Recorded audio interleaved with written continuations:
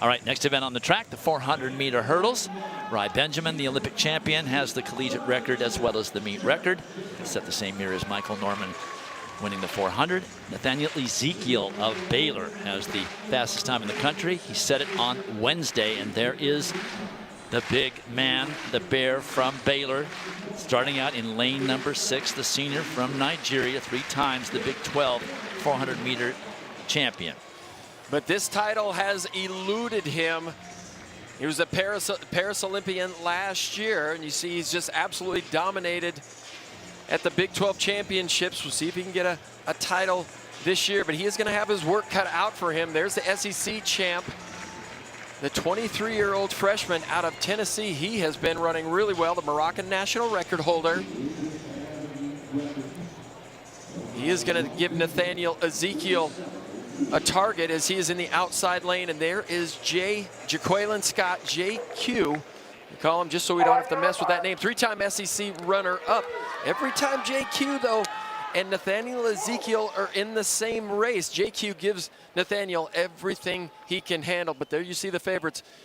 JQ of Texas A&M, Nathaniel Ezekiel in 6, and Hinty in 7. Cody Blackwood of Texas, they're in lane 8, and Johnny Bracken's an opportunity to score some points for the Trojans. Clear out there in lane 9. The Aggies with 2 finalists here, with scoring opportunities, but a lot of pressure on Johnny Bracken's. And they'll bring them up. A lot of noise around the start. Field events going on around them. Triple jump still in progress. Well, and that was the Texas Tech senior, Oscar Edlin, with a lot of experience there. He heard the rhythmic clapping going on behind him. He decided to raise his hand, not comfortable. But the knock on Nathaniel Ezekiel, Dwight, is that he runs really well against pros in those races where professionals can also come into the invitationals. But he struggles a little bit against collegiate guys.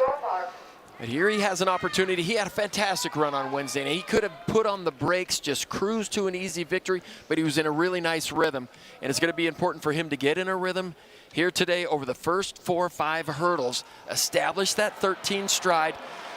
And you heard it from Samuel Ghazi. He said that wind is cold out there, and that is going to affect these 400-meter hurdlers.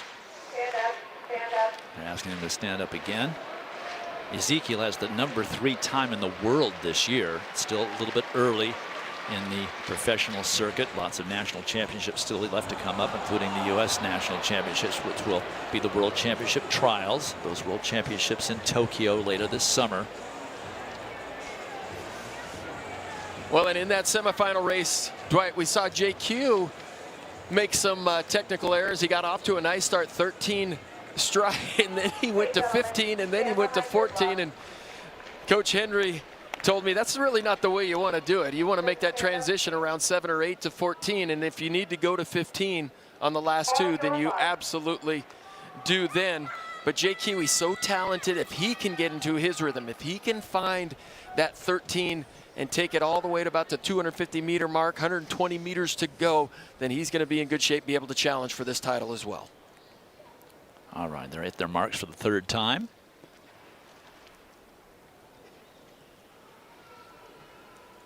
It is cool here, but the flags tell us that there's not much in the way of wind.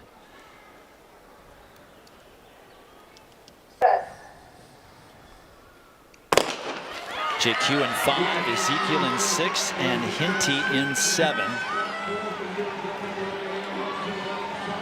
And Ezekiel with a bit of an advantage, having Hinty to his outside. He's now making up the stagger on the volunteer.